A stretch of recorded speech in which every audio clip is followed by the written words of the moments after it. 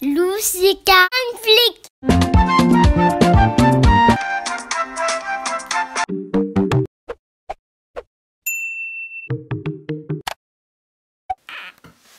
Un, deux, trois. Bienvenue dans cette nouvelle vidéo. Aujourd'hui je reviens avec une vidéo de la série Back to School. Alors oui, je sais, j'ai démarré cette série assez tôt, mais c'est pour la bonne cause. Ok, je vais vous montrer comment est-ce que vous pouvez assurément réussir vos années scolaires. J'aurais tellement voulu savoir ça avant. Ok. Donc c'est très simple. Ce que vous allez faire, c'est faire une prépa. Ça va être une prépa que vous allez faire vous-même avec des outils que tout le monde a, parce que vous êtes actuellement en train de me regarder sur YouTube et vous allez utiliser YouTube pour préparer votre prochaine rentrée. Je vais vous montrer comment. Ce que vous allez faire, c'est très simple. Pendant cet été, vous allez faire votre année scolaire de l'année prochaine. Donc moi, par exemple, j'étais en seconde l'année dernière et là je passe en première ES. Et ce que je vais faire, c'est que pour préparer ma première ES, je vais faire tous les cours, enfin un maximum de cours de la première ES toute seule pendant les 2 mois, juillet-août. Donc moi j'avais 3 mois de vacances, j'avais juin, juillet, août. Juin je me suis laissé ce mois tranquille, ok, parce qu'il faut quand même se reposer un minimum. Juin je me suis vraiment laissé tranquille, laissé aller un peu. Mais maintenant c'est fini, c'est l'heure de travailler pendant les 2 prochains mois. Il faut juste une application ou 2, peu importe. Moi j'ai plusieurs applications concernant l'école. J'ai Cartable et j'ai cours.fr. Alors cours.fr c'est super parce qu'en fait on peut l'utiliser en mode hors ligne. Donc en mode hors ligne on peut avoir les fiches, les cours, etc. Et Cartable c'est parce que j'aime bien leur structure en fait.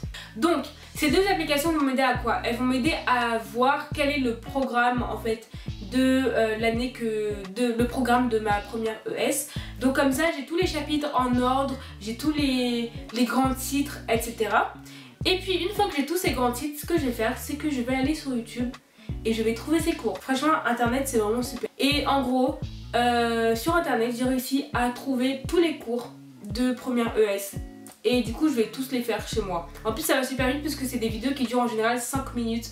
Et un cours de 2 heures qui est résumé en 5 minutes, franchement c'est le top. Même si c'est vrai que pour rédiger etc ça prend une demi-heure.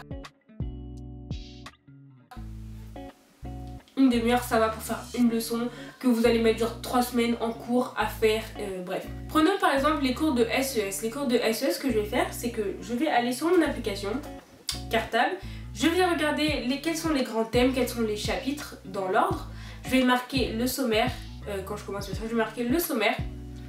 Et puis, je vais commencer le chapitre 1. Je vais aller sur les bons profs. Je vais trouver les vidéos en relation avec le chapitre que je dois faire en premier. Et puis, je vais regarder les vidéos, je vais faire mes fiches, je vais écrire, etc. Et voilà. Et puis, je vais faire ça avec tous les cours, toutes les matières. Surtout, je vais surtout le faire avec les matières principales, c'est-à-dire SES, maths et français. Je vais vraiment me concentrer sur les matières principales et les autres, ça viendra en second. Pour les mathématiques qui sont quand même assez importantes, surtout si vous avez un S ou quoi, je vous conseille vraiment la chaîne de Yvan Monka. Avec ce monsieur, je comprends tous les maths. Je comprends vraiment tout, genre c'est un truc de malade, je comprends tout. Il fait des cours de la 6e à la terminale, donc il y a vraiment de tout, surtout en maths. Si vous avez du mal, je vous conseille vraiment d'aller sur sa chaîne. Pour les maths, ce qu'il faut c'est juste une leçon et des exercices. Donc ce que je vais faire pour les maths, c'est que je vais regarder les vidéos du Monka, je vais bien comprendre de quoi il parle, etc. Et puis je vais faire des exercices jusqu'à ce que ça devienne un automatisme. Ça c'était ma prof de 3e en maths qui avait dit ça, qui avait dit que les maths c'était facile, il fallait juste s'exercer jusqu'à ce que ça devienne un automatisme. Donc c'est ce que je vais faire, c'est qu'une fois que j'aurai compris la leçon, je vais faire des exercices jusqu'à ce que ça devienne un automatisme. Pour le français, je vais faire des anabacs, ou enfin il y a des anabacs en ligne qui sont gratuits, donc ça sert à rien d'aller se ruiner, mettre 17 € dans un livre que vous allez utiliser qu'une année, ça sert à rien quand vous avez des applications gratuites. Ou même si vous habitez sur Paris, allez dans les librairies Boulinier, vous pouvez trouver des anabacs pour genre 1 €, 2 € si vous aimez vraiment les versions papier. Pour l'histoire et la géographie, je vais utiliser la chaîne YouTube School Move parce qu'il n'y a que là-bas que j'ai trouvé le programme vraiment en entier de la première ES. Mais vous pouvez voir dans tous les liens que je vous laisserai en barre d'infos. Et je vous laisserai mon autre chaîne YouTube sur laquelle j'ai mis toutes les playlists de la première ES.